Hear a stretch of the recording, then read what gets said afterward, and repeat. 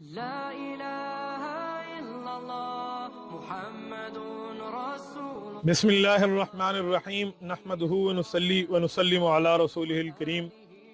میں آپ کے سوالات کا سلسلہ شروع کر رہا ہوں۔ ہمارے پاس پہلا سوال ہے کہ قرض سے نجات کا کوئی وظیفہ بتائیں۔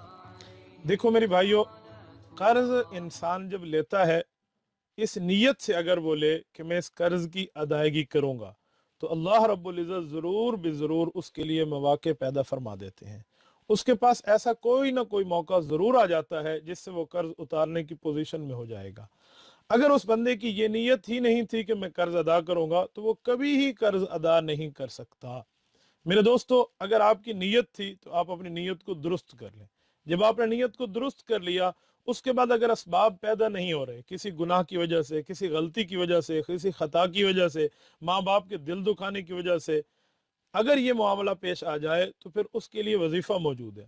اس وظیفے کو ایسے سمجھیں کہ جیسے چہرے پر دھول ہو تو دھونے سے دھول ختم ہو جاتی ہے، کپڑا میلا ہو اس کو واش کرنے سے کپڑا صاف ہو جاتا ہے، تو اسی طرح اگر بدعمالیوں کی کچھ بندے کے اوپر کالک آ گئی ہے جس کی وجہ سے قرضہ اتارنے کی پوزیشن میں یہ نہیں رہا، حالانکہ اللہ کی اس کے ساتھ مدد تھی، تو اس کو ہم ایک وظیفہ بتا دیتے ہیں۔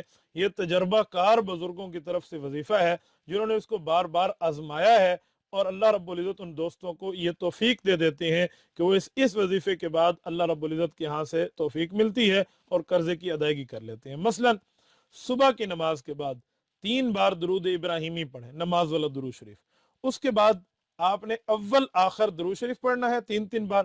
درمیان میں سورۃ نصر، یہ سورت نمبر 110 ہے، اذا جاء نصر اللہ والفتح، یہ 41 بار آپ پڑھیں گے۔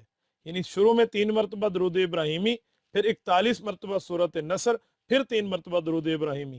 اللہ رب العزت انشاءاللہ اپنے فضل سے، کرم سے، احسان سے، امتنان سے آپ کو توفیق عطا فرمائیں گے، بندہ قرضے اتارنے کی پوزیشن میں آ جائے گا۔ جزاکم اللہ خیر۔ اللہ محمد رسول اللہ۔